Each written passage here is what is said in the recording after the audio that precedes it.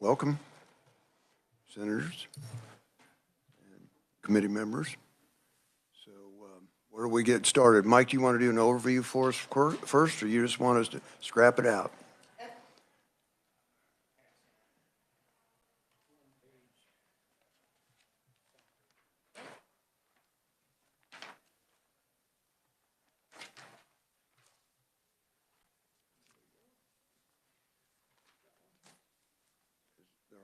They're all the same? Yeah. Okay. Okay, super.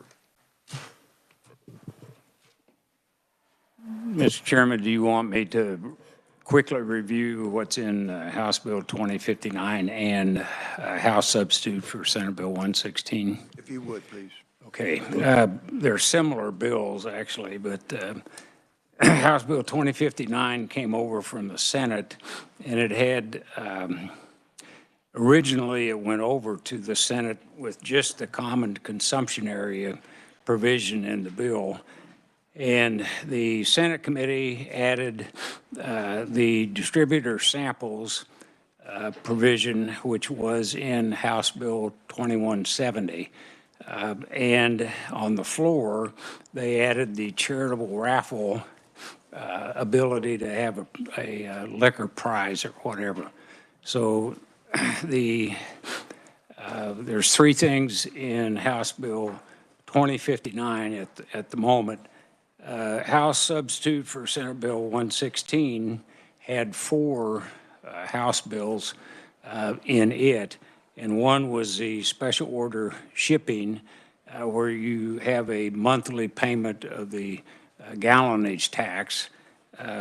There was a common consumption area provision, which is 2059 originally.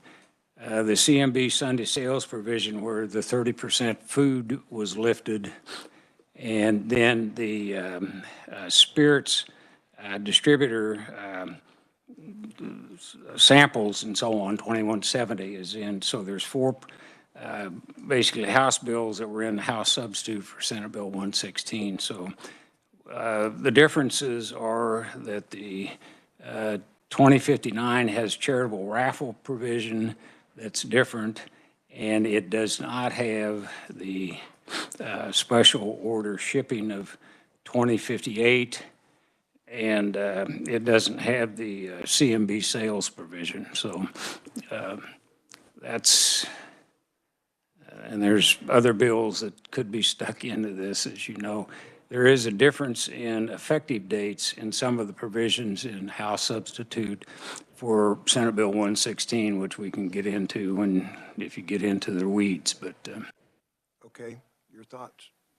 We didn't get to hear the CMB Sunday sales on premises and the 30% food, so I want to just make sure we're clear on the Senate side what that entails. If Mike or somebody could give us a quick overview on that. Yes, Senator. House Bill number 2124 would allow a drinking establishment to sell C&B beverages without there being a requirement under KSA 412704 of complying with a food sales requirement if the sale is conducted on a Sunday. So under the state constitution, counties, they can put up to a vote whether sales of the individual drink of liquor will be subject to a food sales requirement or not. So this bill applies to drinking establishments that are in a county that have voted to dispense with the food sales requirement. This would apply by getting rid of sort of this extra restriction that was in statute just for C&B cereal malt beverages being sold on Sundays. So that would, in other, the 30% food restriction means to be able to sell cereal malt beverages on Sunday, 30% of the total sales have to be food? Is that? Correct. Okay. So in other words, if they have a bar and grill and they may not reach that 30%, then they wouldn't be able to sell beer on Sundays. Right. Okay. Yeah. This provision would allow them to do this would allow them to do that. So, Which is what they can currently do Monday through Saturday. so just add Sunday basically in, okay. Basically, and also, any just bar can sell, that's not a CMB bar, it doesn't have to meet that requirement also. Okay, So it just levels the playing field. levels the playing field, okay. Is that, I don't know, is that still up to every county? The one is. The 21, 24 is up to each county? Just want to make sure we understand. No, but the one that you're talking about, the counties have to vote on allowing 6% Oh, or not meeting the food requirement. That's right. Well, first of all, the counties have the option of voting in Sunday sales, if I understand that correctly. So they have the option of voting in Sunday sales. This is the tax that when we pass Sunday sales, this is what, that went on with that. okay. We're taking that, stepping that back a little bit, because these places don't have to do that. Monday through Saturday, it's, so it just, oh, yeah.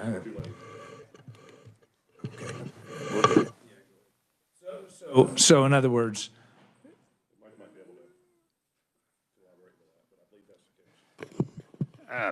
I believe that's the case. You've got the Director Beavers in the audience there. She can probably give you more background if you need it, but would you like? Yeah, I think Senator Cluse, yeah, since we didn't get to hear it, so yeah, if Debbie, if you wanted to speak to that, that would make sure that we're clear on it, but I think I've got a pretty good grasp on it. Thank you, Mr. Chairman, members of the committee. This bill pertains to CMB retail licensees, and it I think is a throwback from the original cereal malt beverage law, which required a CMB on-premise retailer to sell 30% sales of food on Sunday only. It doesn't require it the rest of the time, so this is just leveling that out.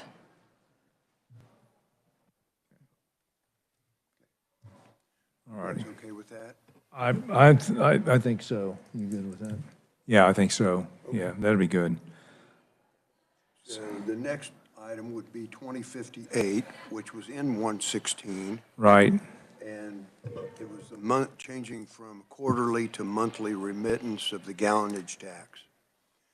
And we would take that bill in its entirety, except for, we'd like to change the time to be at the end of the year, up to allow the ABC to get their computers Right. corrected and ready to go for that tax, and instead of at the publication of the register. Yeah, that makes sense. So there's that. So we're talking December 31st or, Year end, I think. or year? Oh, July 1st. Yeah. Oh, fiscal year. Okay. yeah. Okay, I thought it was, okay. Yeah, I think I'm fine with that. And then The compliance. Okay. Yep. Then we talked about 21, 24. Yep. And then, 2291. yeah, that is the microbrewery and dogs bill. So we would take, but we want to take out that 6% redefinition of the 6%. Right. I think that was new section It 1. was the amendment that was passed on the floor, but, yeah, I'd like to remove that. I agree. Oh, here we go. Pass out 2291. Do you want to, because we didn't hear that one, although I'm familiar, might have somebody describe that to us. Mike, do you want to describe it? 2291. Thank you, thank you. I think the big thing for me on 2291 is that it doesn't make anybody do anything. It allows them to allow dogs in their brewery. And we got some microbreweries that do that in my district, so that, yeah. So it just allows them to do that. It was a section 1 that was a problem, and so we just don't want to carry over section 1. We want to strike that, correct, and then just you put the rest of that into 2059, right? Exactly, Yeah, exactly. yeah. And with that, if that's agreeable to you guys, that's I think that's, what I'd like to see. yeah.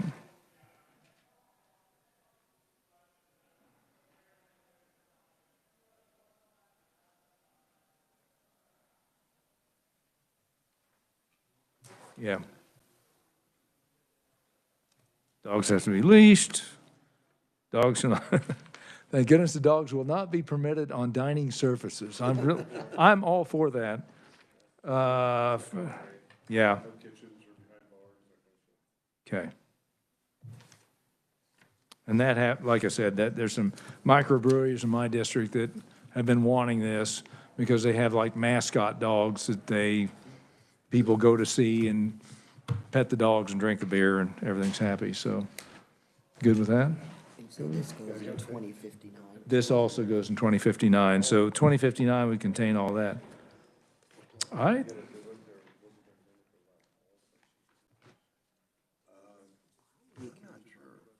Mike, was there an amendment in there to allow all breweries to do this? Restaurants and stuff?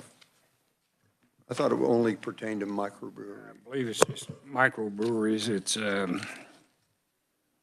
It just amends the statute dealing with microbreweries, so. Mr. Chairman, I believe that in committee it was changed so that for all food establishments, it would allow dogs to be on the outside areas.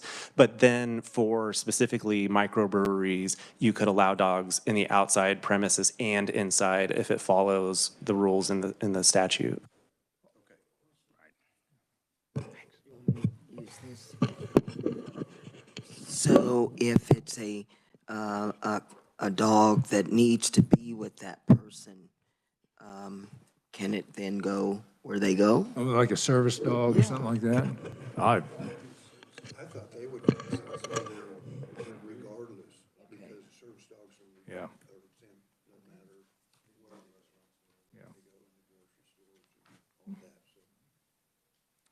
I think we're all good. Okay, I think we're all good. what do we need to do? Do you want,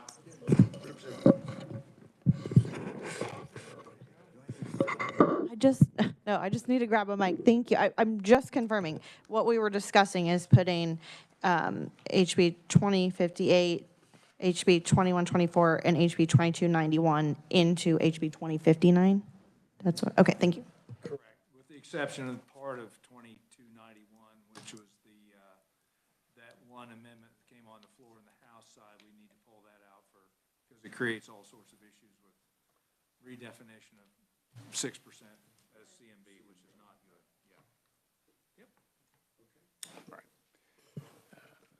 Yep. Representative Hoy answered the question that I had, so I think we're good for that. You have House substitute for Senate Bill 116, which will be empty. So, and you need to get conferees appointed tomorrow, but the Senate has got conferees already, but the House doesn't, I believe, so 116.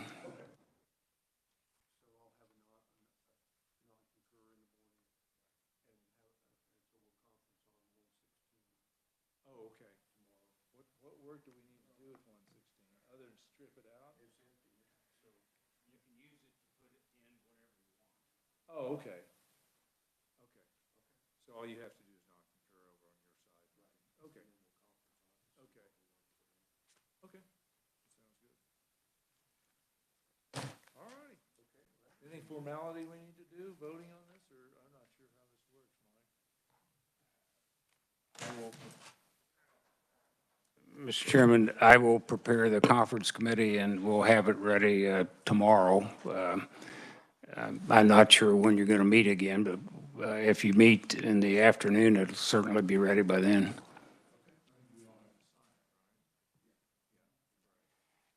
Actually, I was wrong. The conferees have been appointed by both the Senate and the House for 116. So if you wanted to deal with it today, you can. I don't have any specific thing that we need to put in it that I'm aware of right now. I have a couple of items that, oh, okay. Might be of interest. All righty. Oh, the boiler safety bill? Oh, Thank you. I have a couple of items that might be of interest. Out there, we still have fire marshal's boiler safety bill. We have EMS instructor coordinator. It's just deletes some language. We have also a bill that passed the House, the concealed carry license fee bill. And that might be the most appropriate one because that 116 was the Eddie Eagle bill when it came out, when it came to from the Senate to the House. So I would propose that we put 2412 concealed carry license fee in Senate Bill 116. Okay. Could we have just a review of that concealed carry license, just an overview of that real fast so we know exactly what's in that? Yes, thank you, Mr. Chairman. Under current law, there is a non-refundable license fee of $132.50 for concealed carry. $100 of that goes to the AG's office, and $32.50 is payable to the sheriff of the county where the applicant resides. So what House Bill 2412 would do is it would get rid of the portion of the fee that goes to the AG, and additionally, any fees that might be charged by the Department of Revenue for the actual physical card. But it does keep in place the $32.50 that is utilized by the Sheriff's Department for the fingerprinting part of the process. And that's only taken for the initial application.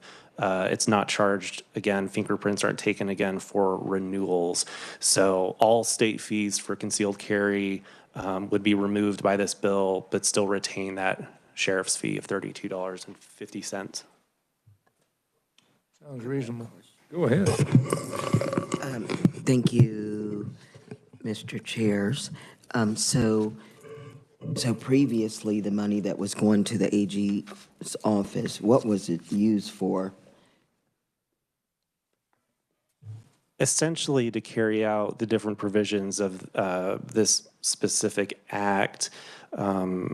But I would have to look into it more to give you a more complete answer. Thank you.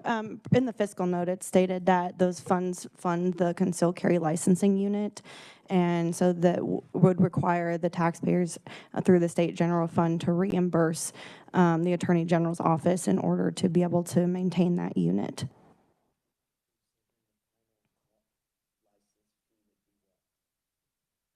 $32.50.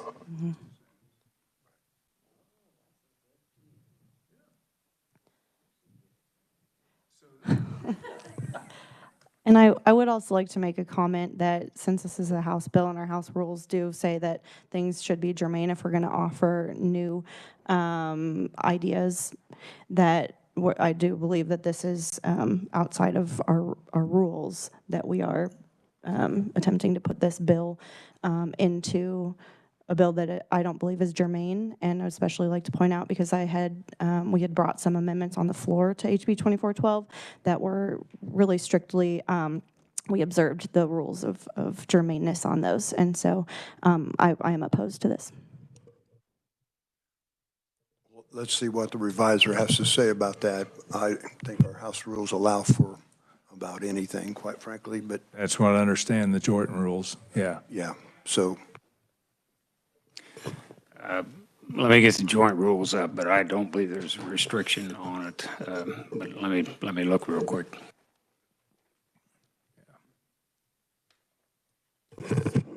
So I guess for me, tell me again, what was the original bill of 116? It was the firearm safety instruction. Oh, Eddie the Eagle. Yeah, so from a Senate standpoint, it's definitely germane because it deals with firearms. It doesn't count in this matter anyway. Right, with regard to the joint rules. So, it brings it down to $32.50 or something like that. That sounds like a pretty good deal. How does that, I mean, the AG's office, we would reimburse AG's office from the state general fund for the operation of the conceal and carry then? Is that how that works? Potentially, Potentially, Yeah. okay. Any other, you good with that?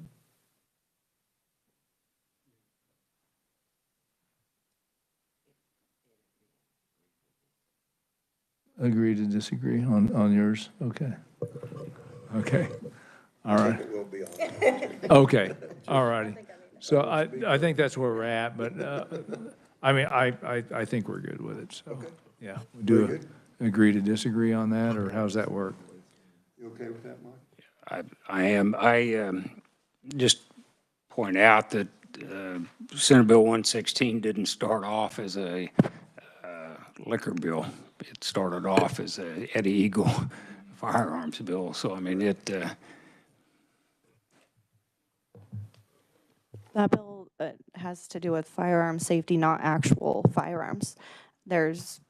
So I do think there are some issues. They're not in the same chapter, not in the same article, I don't believe. And our House Rule 1308, as well as Mason's Section 402, both do suggest that we should follow germaneness when we're offering new ideas. But in the joint rules, I don't believe germaneness applies. Yeah, it's not in the joint rules, so I think we're fine. Yeah. There's no germaneness. Yeah. There's other limitations, but that's not one of them. So do we have to have unanimity for, to take it out of conference without an agree to disagree? need an agree to disagree if you don't have a unanimous, and then you can get four, two from each house to agree to the conference committee. So we would draft an agree to disagree. You'd have to run that and then appoint a new conference committee and get, once you do that, then you can do it with a 2/3 vote instead of a unanimous. I think that's what we need to do. Yep, me too. And then we'll try to figure out Okay. sounds like a good plan. Like a plan? Okay, we'll do that, and then I'll touch base with you in the morning, see what time we can meet. I think I've got one conference we're setting up for 3. We'll see how long, that shouldn't take that long, I don't think. Maybe 4 o'clock or something like that tomorrow. I don't, Okay. depending on what your time looks like, and Available. I'll check with my other folks and see what they're, do you have anything else, Mike, that Rick's on, other than that 11 o'clock? Okay. What's that? I would, let me double check, but I know we're probably open around 4, so, okay. All righty. Thank you. Thank you. Thanks, everybody.